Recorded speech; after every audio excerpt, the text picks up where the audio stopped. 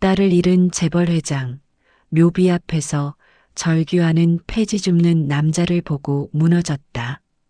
비가 쏟아지던 밤, 한 남자가 묘비 앞에서 무릎을 꿇고 있었습니다. 살려주세요, 제발. 남자의 목소리는 빗소리에 묻혔지만 절규는 멈추지 않았습니다. 그 모습을 검은 세단 안에서 한 여자가 보고 있었습니다. 국내 굴지 제약회사의 회장, 딸을 잃은 어머니. 그녀는 알고 있었습니다. 저 남자가 자신의 딸을 죽인 사람이라고. 하지만 그날 밤 그녀는 알게 됩니다. 가해자라고 믿었던 사람이 사실은. 이 놀라운 반전의 이야기가 궁금하시다면 잠시만 구독과 좋아요 눌러주세요. 지금으로부터 5년 전 모든 비극이 시작된 그날 이야기입니다. 서울 강남의 한 고층 빌딩 43층 회의실 유리창 너머로 도시가 내려다 보였습니다. 강서윤 43살 제약회사 데일바이오의 회장이었습니다. 그녀는 창가에 서서 자료를 넘기고 있었습니다. 경영권 분쟁 관련 서류였습니다. 회장님, 다음 주 이사회가 고비입니다. 비서가 조심스럽게 말했습니다. 강서윤은 고개를 끄덕였습니다. 표정은 냉정했습니다. 자료 준비는 끝났나요? 네, 변호사님과 최종 검토만 남았습니다. 좋아요. 실수 없이. 그녀의 목소리에는 감정이 없었습니다. 오직 일뿐이었습니다. 일에 몰두를 해야 다른 생각을 하지 않을 수 있었으니까요. 특히 5년 전 있었던 딸에 대한 생각을 말입니다. 강혜린, 20살, 갓 대학교에 입학한 새내기였습니다. 이혼 후 혼자 키운 소중한 딸이었습니다. 그때 휴대폰이 울렸습니다. 화면에는 예린이라는 이름이 떠 있었습니다. 강서윤은 미소를 지으며 전화를 받았습니다. 응, 엄마야. 학원 끝났어? 하지만 전화기 너머에서 들려온 건 딸의 목소리가 아니었습니다. 강혜린 씨 보호자이십니까? 낯선 남자의 목소리였습니다. 네. 누구세요? 28번 국도에서 교통사고가 발생했습니다. 지금 강혜린 씨를 이송 중입니다. 강서윤의 손에서 서류가 떨어졌습니다. 뭐라고요? 예린이가? 어디요? 어느 병원이요? 서울대병원 응급실로 이송 중입니다. 빨리 오십시오. 전화가 끊어졌습니다. 강서윤은 가방을 집어들고 뛰쳐나갔습니다. 회장님, 비서가 놀라 불렀지만 그녀는 대답하지 않았습니다. 엘리베이터를 기다릴 수 없었습니다. 계단으로 뛰어내려갔습니다. 43층에서 1층까지 숨이 턱까지 차올랐지만 멈출 수 없었습니다. 주차장에서 차에 올라탔습니다. 시동을 걸었습니다. 손이 떨렸습니다. 괜찮을 거야. 예린이는 괜찮을 거야. 스스로에게 말하며 엑셀을 밟았습니다. 병원까지 40분. 그녀의 삶에서 가장 긴 40분이었습니다. 응급실 앞에 도착했을 때 의사가 나왔습니다. 강혜린 씨 보호자이십니까? 네, 제 딸이에요. 딸은 어디 있어요? 의사의 표정이 어두웠습니다. 안으로 들어오시죠. 강서윤은 의사를 따라 영안실로 향했습니다. 영안실. 그 단어의 의미를 깨달은 순간 다리에 힘이 풀렸습니다. 안 돼요. 안 돼. 하얀 천으로 덮인 작은 몸이 침대에 누워 있었습니다. 강서윤은 천을 걷어냈습니다. 예린이었습니다. 눈을 감고 차갑게 식어 있는 딸이었습니다. 예린아, 예린아. 강서윤은 딸을 끌어안았습니다. 하지만 딸은 대답하지 않았습니다. 교통사고였습니다. 의사가 조용히 말했습니다. 맞은편의 차와 충돌해서 현장에서 즉사였습니다. 가해 차량은 신호를 위반하였습니다. 신호 위반으로 가해자는 어디 있어요? 강서윤의 목소리가 얼음처럼 차가웠습니다. 따님과 같이 응급실에 왔는데 심한 중상을 입어서 지금 수술 중입니다. 이름이 뭐예요? 박성민이라고 합니다. 박성민. 강서윤은 그 이름을 마음속에 새겼습니다. 딸을 죽인 사람의 이름을. 그날 이후 강서윤의 삶은 멈춰버렸습니다. 회사도 경영권 분쟁도 아무것도 중요하지 않았습니다. 딸을 잃었으니까요. 그리고 그녀는 결심했습니다. 박성민. 그 이름을 절대 잊지 않겠다고. 언젠가 반드시 대가를 치르게 하겠다고. 5년이 흘렀습니다. 강서윤은 여전히 데일바이오의 회장이었습니다. 경영권 분쟁에서 이겼습니다. 회사는 지켰습니다. 하지만 대가가 컸습니다. 딸을 잃은 슬픔을 일로 묻었고 그 과정에서 그녀 자신도 죽어갔습니다. 감정을 지우고 살았습니다. 웃지 않았습니다. 울지도 않았습니다. 그저 차갑게, 냉정하게, 기계처럼 살았습니다. 직원들은 그녀를 두려워했습니다. 회장님이 변했어요. 예전에는 그래도 웃으셨는데 딸을 잃고 나서 완전히 다른 사람이 되셨어요. 사람들의 수군거림이 들렸지만 강서윤은 신경 쓰지 않았습니다. 중요한 건 오직 일뿐이었습니다. 일에 몰두할 때만 딸 생각을 하지 않을 수 있었으니까요. 그날도 밤늦게까지 회사에 남아 있었습니다. 서류를 검토하고 이메일에 답장하고 보고서를 읽었습니다.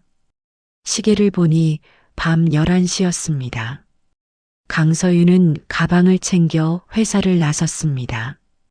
집으로 가는 대신 차를 다른 곳으로 몰았습니다. 공동묘지.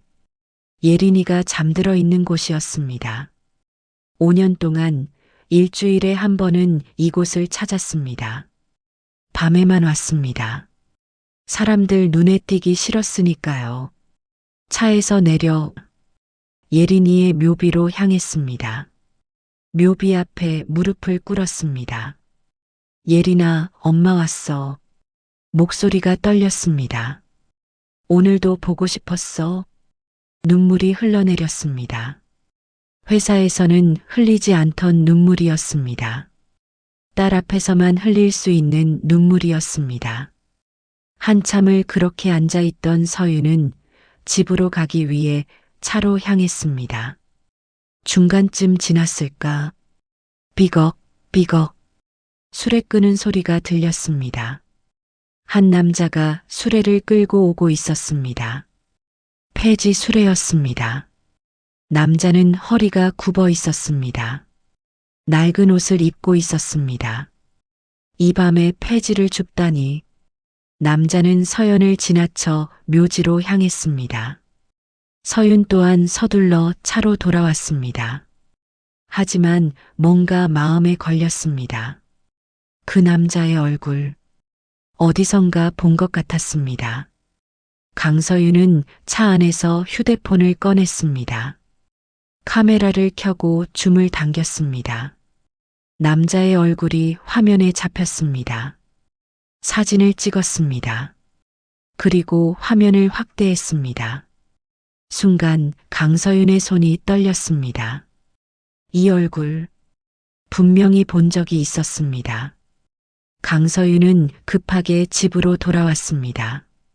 서재로 들어가 깊숙한 곳에 숨겨둔 상자를 꺼냈습니다. 5년 전 사고 관련 자료들이 들어있는 상자였습니다. 신문 기사들을 펼쳤습니다. 28번 국도 교통사고, 20대 여성 사망. 기사 옆에 사진이 있었습니다. 사고를 낸 가해자의 얼굴이었습니다. 피투성이가 된 채 사고차 옆에 서 있는 박성민, 강서윤의 손이 떨렸습니다. 아까 묘지에서 본 그 남자, 폐지를 줍던 그 남자, 박성민이었습니다. 저놈이 감히. 강서윤의 목소리가 떨렸습니다. 분노가 치밀어 올랐습니다. 딸을 죽인 사람이 5년이 지난 지금 폐지를 주우며 살고 있었습니다. 그것도 딸의 묘지에서. 강서윤은 휴대폰을 집어들었습니다. 전화번호를 찾았습니다. 사설탐정 사무소였습니다. 여보세요. 의뢰하고 싶은 게 있습니다. 강서윤의 목소리는 차갑게 가라앉아 있었습니다. 한 사람을 조사해 주세요. 박성민이라는 사람입니다. 5년 만에 강서윤은 다시 움직이기 시작했습니다. 복수를 위해서. 다음 날 새벽, 강서윤은 어두운 골목 끝에 차를 세워두고 기다렸습니다. 사설탐정이 알려준 주소였습니다. 박성민이 사는 곳이었습니다. 새벽 4시, 낡은 건물 문이 열렸습니다. 박성민이 나왔습니다. 허리가 굽은 채 수레를 끌고 나왔습니다. 강서윤은 숨을 죽이고 지켜봤습니다. 박성민은 골목을 따라 걸었습니다. 하나씩 박스를 주었습니다. 페트병을 주었습니다. 철 조각을 주었습니다. 수레가 점점 무거워졌습니다. 하지만 박성민은 멈추지 않았습니다. 1시간, 2시간, 3시간. 해가 떠오를 때까지 박성민은 일했습니다. 강서윤은 차 안에서 그 모습을 지켜봤습니다. 저 사람이 딸을 죽인 사람이. 복잡한 감정이 밀려왔습니다. 증오했던 사람이었습니다. 5년 동안 미워했던 사람이었습니다. 하지만 지금 보니 초라했습니다. 비참했습니다.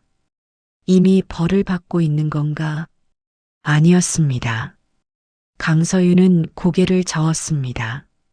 아니야. 이건 충분하지 않아. 아침 7시, 박성민은 수레를 끌고 고물상으로 향했습니다. 폐지를 팔았습니다. 사장이 돈을 건넸습니다. 박성민은 돈을 받아 주머니에 넣었습니다. 얼마일까요? 강서윤은 창문을 조금 내리고 귀를 기울였습니다. 오늘은 10,000원이네요. 10,000원. 새벽 4시부터 4시간 동안 일한 대가가 10,000원이었습니다. 박성민은 고개를 숙여 인사했습니다. 감사합니다. 그리고 근처 국밥집으로 들어갔습니다. 강서윤도 차에서 내려 따라 들어갔습니다.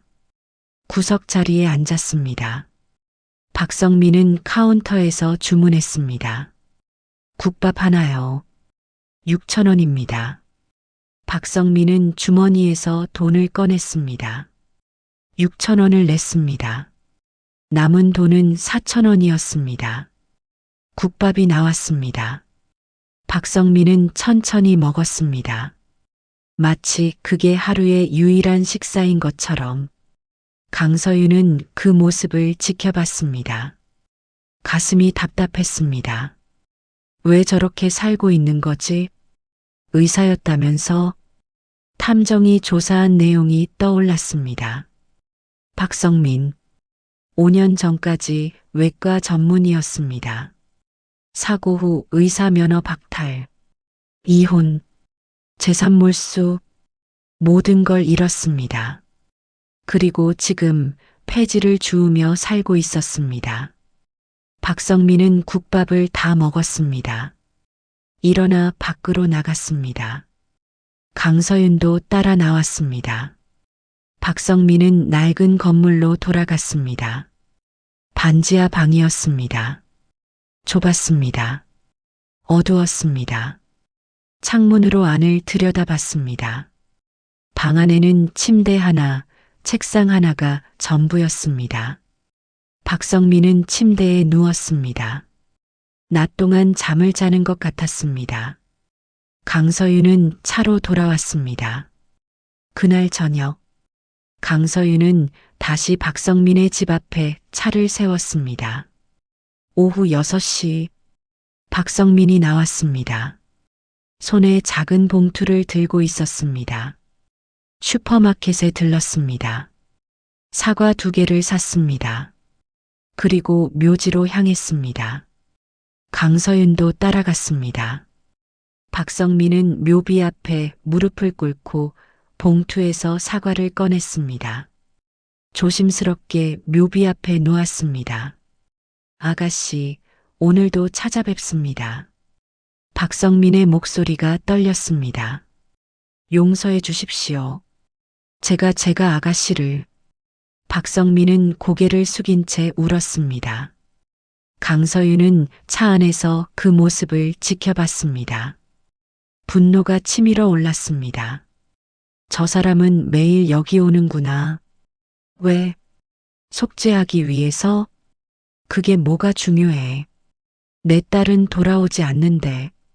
강서윤은 주먹을 쥐었습니다. 박성민이 묘지를 떠나려 할 때였습니다. 강서윤은 차에서 내렸습니다. 더 이상 참을 수 없었습니다. 직접 물어봐야 했습니다. 왜 매일 여기 오는지, 왜 그렇게 우는지, 그리고 왜 내 딸을 죽였는지. 강서윤은 박성민 앞을 막아섰습니다.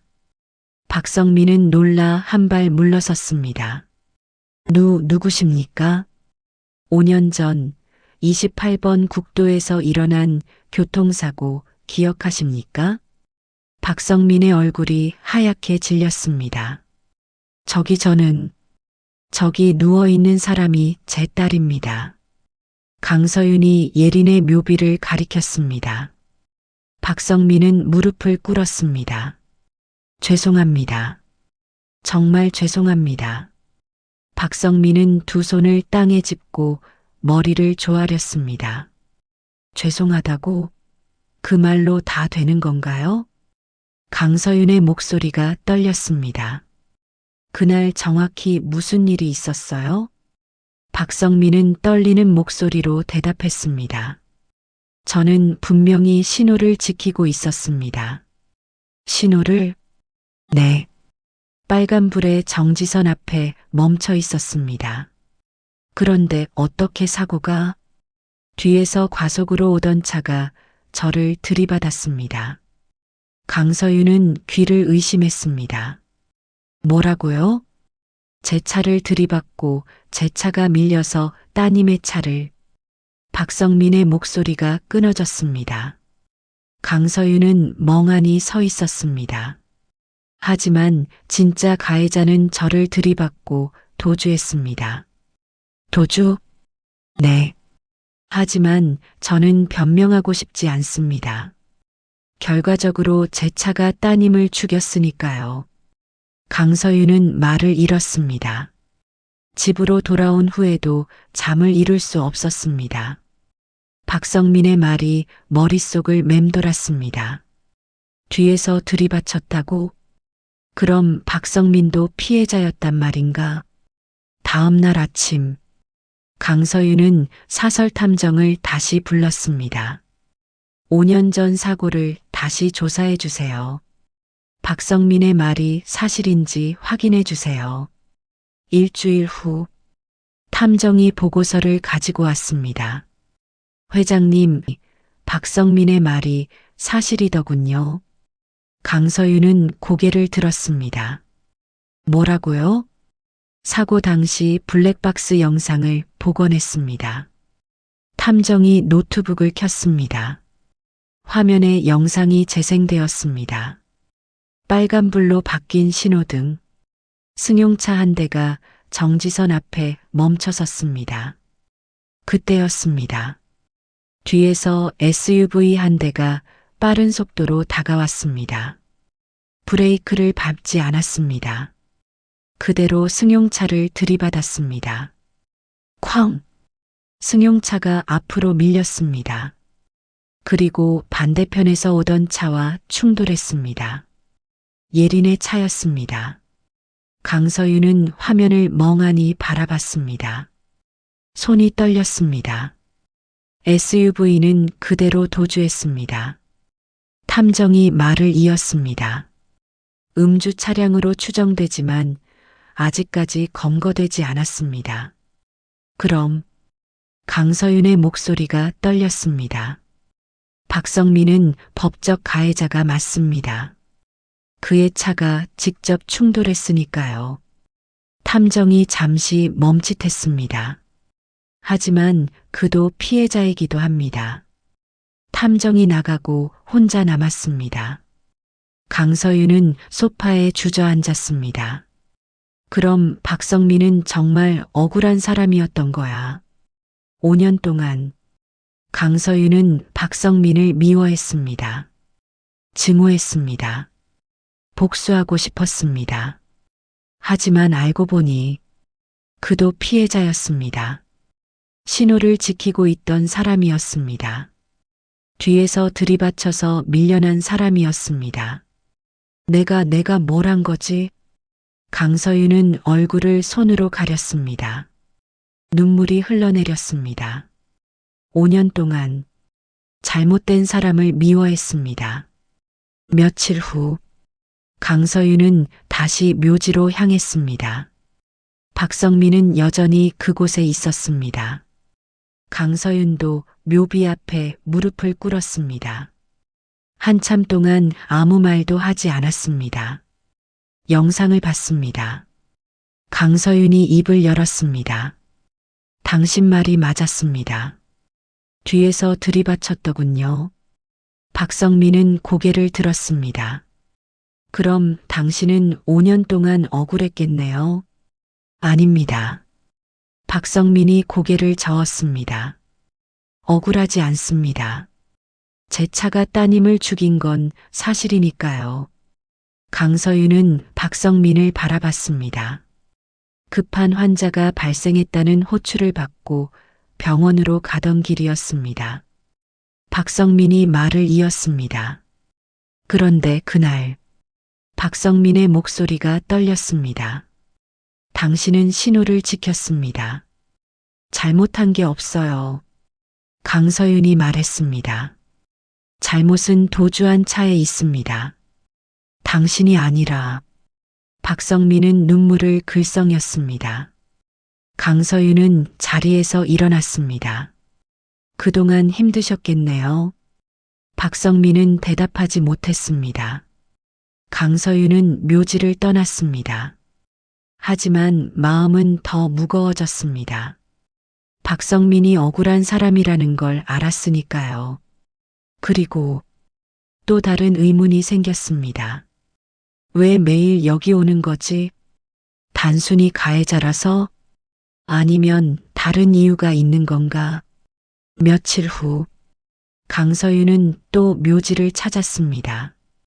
박성민은 역시 그곳에 있었습니다. 묘비 앞에 무릎을 꿇고 있었습니다. 강서윤은 그 옆에 섰습니다. 왜 매일 여기 오십니까? 박성민은 놀라 고개를 들었습니다. 회장님, 단순히 가해자라서 오는 건 아니죠? 다른 이유가 있는 것 같은데. 박성민은 한참 동안 대답하지 않았습니다. 그리고 천천히 입을 열었습니다. 저는 그날 현장에 있었습니다. 알고 있습니다. 당신 차가 부딪혔으니까요. 아닙니다. 그게 아니라 박성민이 숨을 깊이 들이마셨습니다. 저는 사고 직후 따님께 응급수술을 했습니다. 강서윤의 눈이 커졌습니다. 뭐라고요? 저는 외과 의사였습니다. 사고 현장에서 따님이 출혈이 심해서 저는 최선을 다했습니다. 박성민의 목소리가 떨렸습니다. 하지만 살리지 못했습니다. 강서윤은 숨이 막혔습니다. 제가 더 빨랐다면, 제가 더 잘했다면 따님을 살릴 수 있었을 텐데. 박성민은 두 손으로 얼굴을 가렸습니다. 그래서 매일 여기 옵니다. 용서를 구하러. 아니, 용서받을 수 없다는 걸 확인하러. 강서윤은 말을 잃었습니다. 박성민이 응급수술을 했다니 5년 동안 몰랐던 사실이었습니다. 당신이 수술을 했다고요? 네. 하지만 실패했습니다. 저는 의사였는데 한 사람도 살리지 못했습니다. 박성민의 눈에서 눈물이 흘러내렸습니다. 강서윤은 무릎을 꿇고 앉았습니다. 그럼 당신은 딸을 살리려고 했던 거군요. 하지만 실패했습니다. 그게 제 죄입니다. 아닙니다. 강서윤이 고개를 저었습니다. 당신은 최선을 다했습니다. 의사로서. 하지만 딸이 현장에서 즉사했다고 들었어요. 당신이 아니었다면 그조차 몰랐을 거예요. 강서윤의 목소리가 떨렸습니다. 감사합니다. 딸을 살리려고 해주셔서. 박성민은 고개를 들었습니다. 눈이 마주쳤습니다. 두 사람 모두 눈물을 흘리고 있었습니다. 제가 더 잘했더라면. 아닙니다. 당신 잘못이 아닙니다. 강서윤은 일어섰습니다. 5년 동안 잘못된 사람을 미워했네요. 회장님, 당신도 피해자였고 딸을 살리려고 했던 사람이었어요. 강서윤은 하늘을 올려다봤습니다. 진짜 가해자는 도주한 차였는데 저는 당신만 미워했어요. 박성민은 아무 말도 하지 못했습니다. 이제야 알았습니다. 강서윤이 박성민을 바라봤습니다. 편견이 사람을 죽인다는 걸, 확인하지 않은 확신이 사람을 상처 입힌다는 걸. 회장님, 5년 동안 당신을 미워했습니다. 하지만 알고 보니 당신은 딸을 살리려고 했던 사람이었어요. 강서윤의 눈에서 눈물이 멈추지 않았습니다. 미안합니다. 정말 미안합니다. 박성민은 고개를 저었습니다. 아닙니다.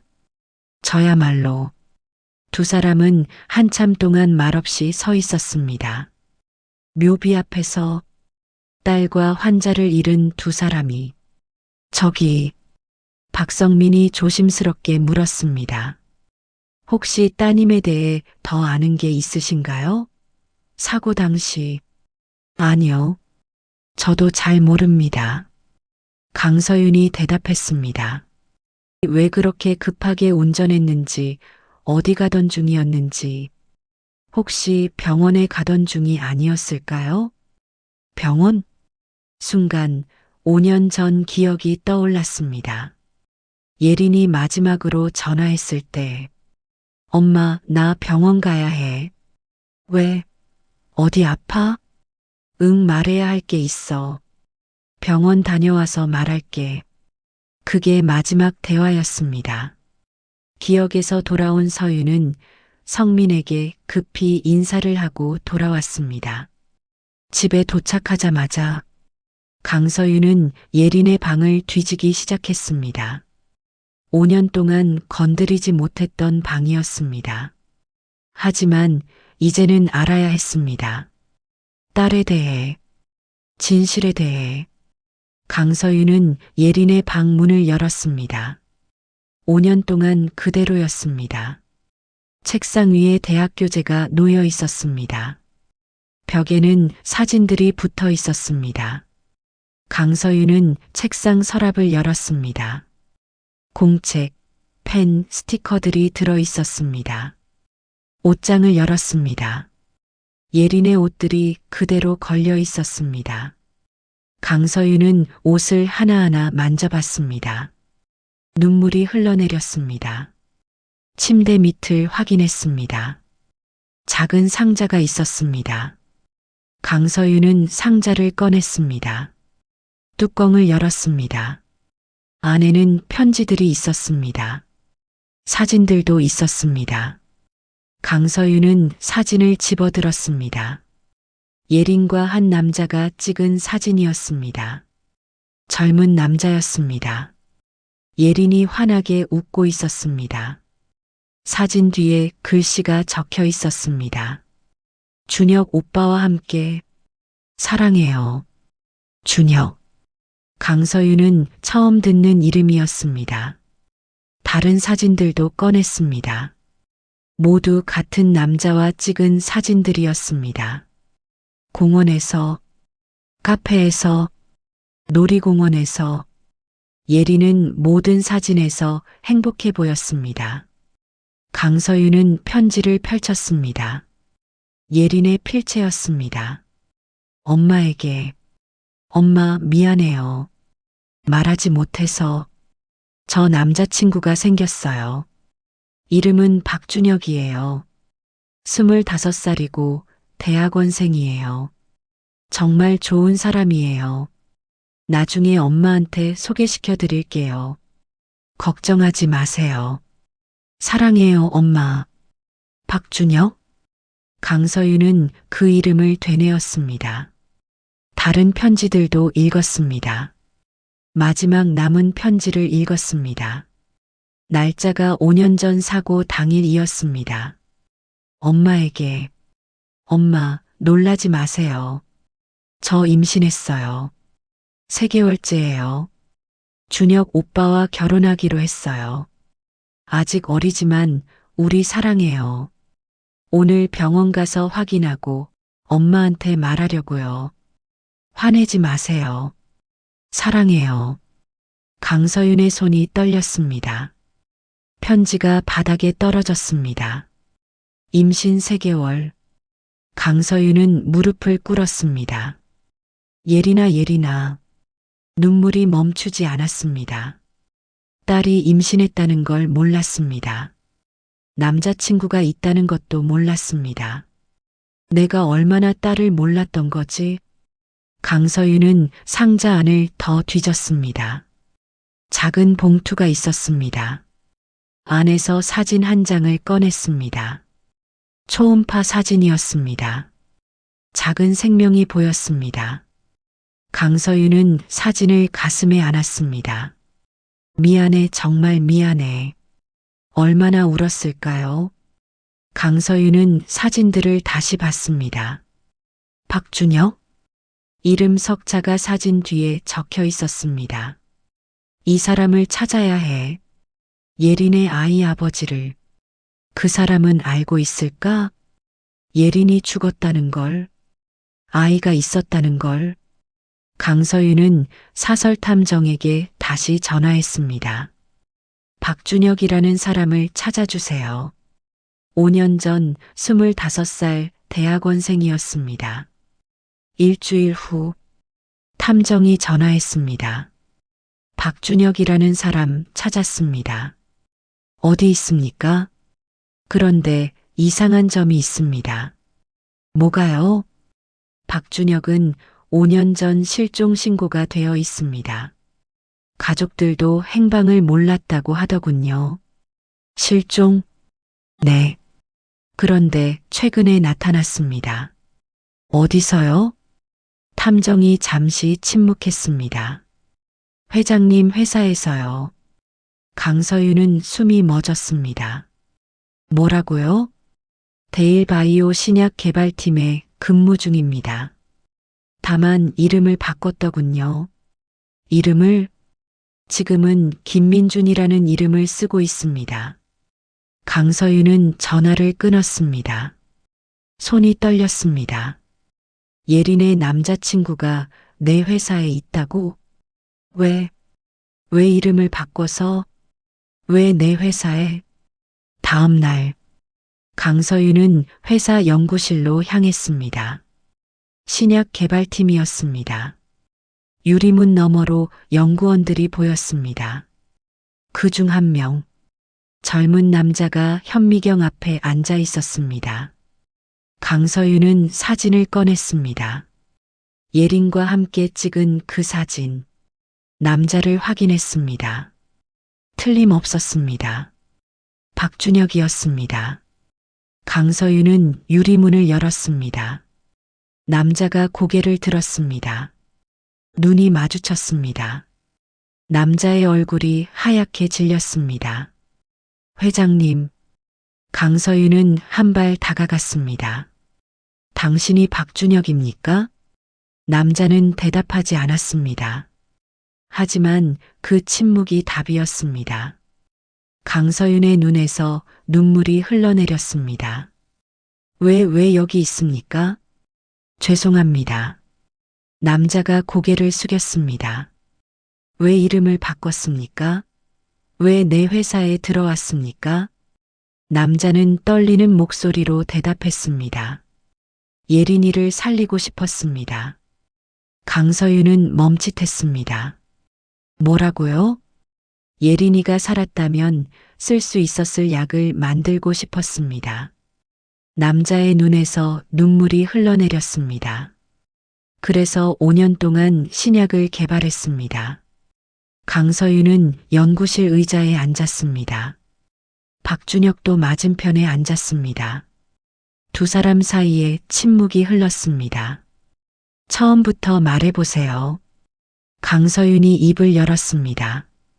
예린이와 어떻게 만났는지, 그리고 왜 여기 있는지. 박준혁은 고개를 숙인 채 말하기 시작했습니다. 도서관에서 예린이를 우연히 만나서 알게 되었습니다. 그때 예린이는 신입생이었죠. 저는 25이었고요. 사랑에 빠졌습니다. 나이 차이가 있었지만 우리는 서로를 사랑했어요. 박준혁의 목소리가 떨렸습니다. 예린이가 임신했다는 걸 알았을 때 정말 기뻤어요. 무서웠지만 기뻤어요. 결혼하기로 했어요. 어리지만 함께 아이를 키우기로 했어요.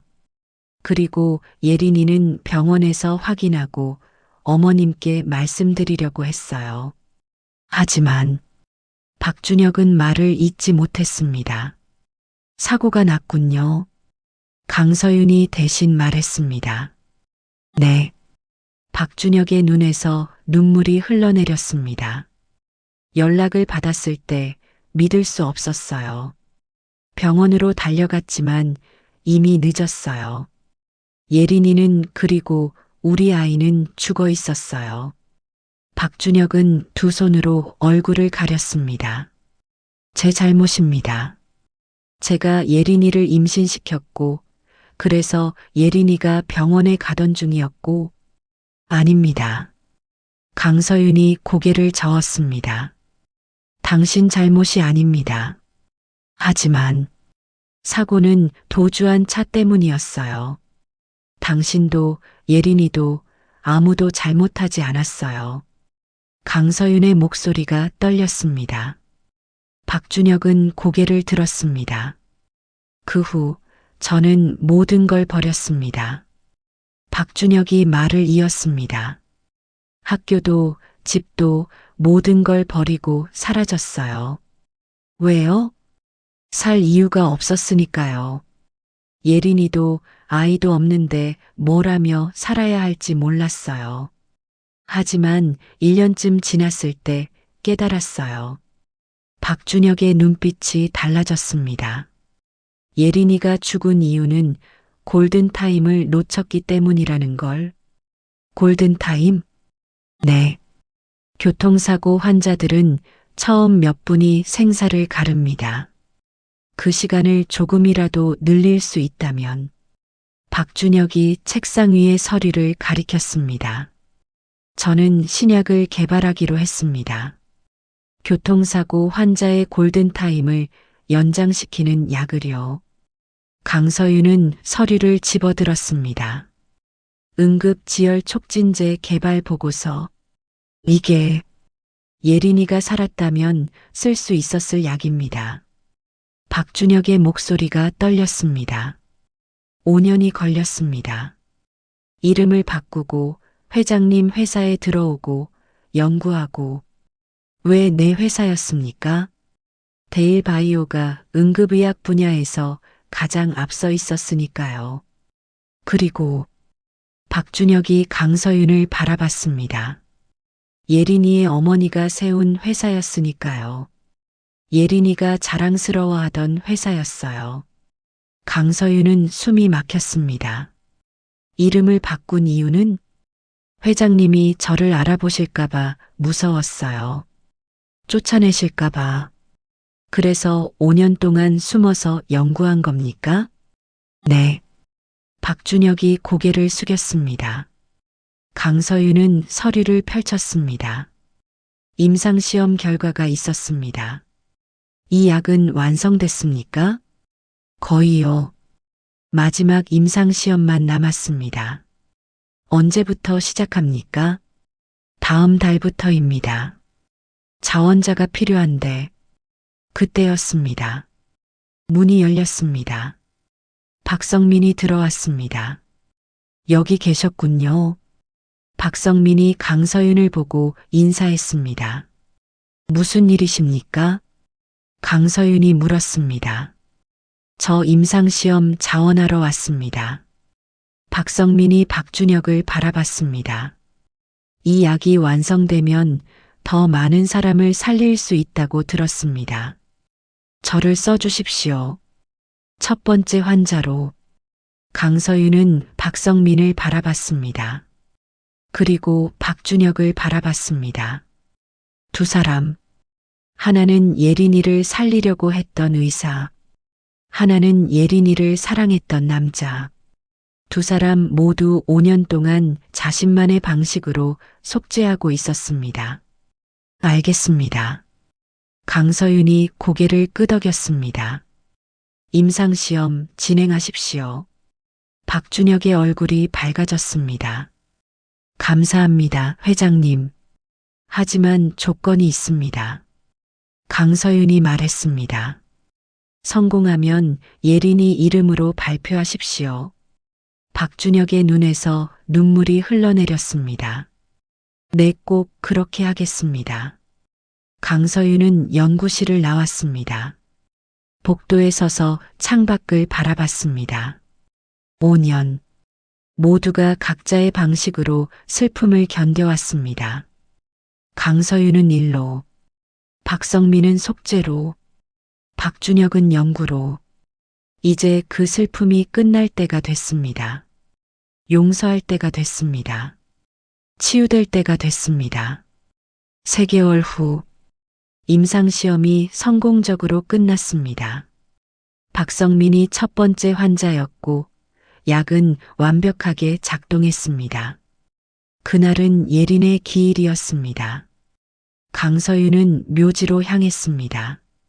묘비 앞에 섰습니다. 예린아, 엄마 왔어. 꽃을 놓았습니다. 그때 뒤에서 발소리가 들렸습니다. 박성민이었습니다. 손에 사과를 들고 있었습니다. 회장님. 박성민이 인사했습니다. 오셨군요.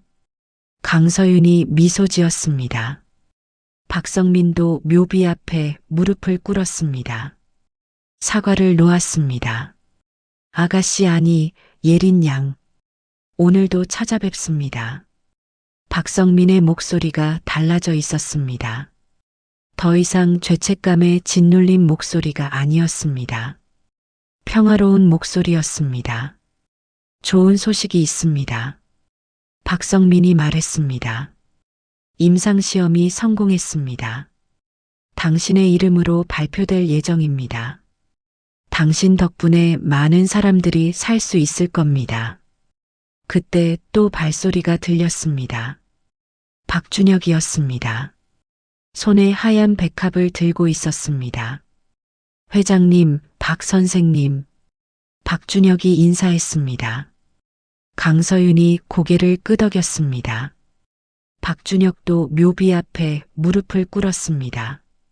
백합을 놓았습니다. 예린아, 나야. 박준혁의 목소리가 떨렸습니다. 5년 만에 약속 지켰어. 우리 약속 기억하니? 사람들을 돕는 일을 하자고 했잖아. 이제 할 수 있어. 박준혁의 눈에서 눈물이 흘러내렸습니다. 사랑해, 예린아. 세 사람이 묘비 앞에 나란히 앉았습니다. 강서윤이 입을 열었습니다. 5년 동안 우리 모두 힘들었습니다. 박성민과 박준혁이 고개를 끄덕였습니다. 저는 증오하며 살았습니다. 잘못된 사람을 미워하면서. 강서윤의 목소리가 떨렸습니다. 박 선생님은 속죄하며 살았습니다. 잘못하지 않았는데도. 박성민이 고개를 숙였습니다. 준혁 씨는 사라지며 살았습니다. 살 이유를 잃었다고 생각하면서. 박준혁도 눈물을 흘렸습니다. 하지만 이제 알았습니다. 강서윤이 두 사람을 바라봤습니다. 진짜 가해자는 우리가 아니었습니다. 편견이었습니다. 확인하지 않은 확신이 우리를 상처 입혔습니다. 박성민이 말했습니다. 하지만 이제 우리는 치유됐습니다. 박준혁이 말했습니다. 예린이 덕분에. 강서윤이 미소 지었습니다. 세 사람은 손을 맞잡았습니다. 묘비 앞에서. 예린을 사랑했던 세 사람이. 앞으로 함께 합시다. 강서윤이 말했습니다. 예린이의 이름으로 더 많은 사람을 살립시다. 네. 박성민과 박준혁이 대답했습니다. 따뜻한 햇살이 묘지를 비췄습니다. 바람이 불었습니다. 마치 예린이가 미소 짓는 것 같았습니다. 일주일 후 뉴스가 나왔습니다. 데일바이오 응급지열 촉진제 개발 성공. 교통사고 환자 골든타임 3배 연장. 고 강혜린 양 이름으로 발표. 기자가 보도했습니다. 이 신약은 5년간의 연구 끝에 완성됐으며 임상시험에서 놀라운 효과를 보였습니다. 특히 첫 번째 환자로 자원한 박성민 씨는 이렇게 말했습니다. 화면에 박성민이 나왔습니다. 이 약으로 많은 생명이 구해지길 바랍니다. 예린 양이 남긴 선물입니다. 강서윤은 사무실에서 뉴스를 보고 있었습니다. 눈물이 흘러내렸습니다. 하지만 슬픈 눈물이 아니었습니다. 기쁜 눈물이었습니다. 자랑스러운 눈물이었습니다. 문이 열렸습니다. 박준혁이 들어왔습니다. 회장님, 첫 번째 환자가 완치됐습니다. 정말입니까? 네. 교통사고 환자였는데 이 약 덕분에 살았습니다. 강서윤은 일어나 창밖을 바라봤습니다. 예린아, 보고 있니? 내가 남긴 게 이렇게 많은 사람을 살리고 있어. 고맙다, 딸아. 그날 저녁, 강서윤, 박성민, 박준혁 세 사람은 식사를 함께 했습니다. 더 이상 가해자와 피해자가 아니었습니다. 가족이었습니다. 예린을 사랑했던 가족이었습니다. 건배합시다. 강서윤이 잔을 들었습니다. 예린이를 위해, 그리고 우리의 새로운 시작을 위해. 세 사람이 잔을 부딪혔습니다. 웃음소리가 식당에 울려 퍼졌습니다. 따뜻한 웃음이었습니다. 치유된 웃음이었습니다. 강서윤은 그날 밤 일기를 썼습니다. 오늘 나는 깨달았다. 증오는 진실을 가리고 용서는 생명을 살린다는 걸. 우리는 모두 누군가의 가해자이자 누군가의 피해자일지도 모른다. 하지만 중요한 건 확인하고 이해하고 용서하는 것. 예린아, 고맙다. 내가 우리에게 그걸 가르쳐줘서. 끝까지 시청해 주셔서 감사합니다. 구독과 좋아요는 저에게 큰 힘이 됩니다. 여기는 인생 라이프. 평범해 보이는 사람들의 숨겨진 이야기를 계속해서 전해드립니다. 다음 이야기도 기대해 주세요.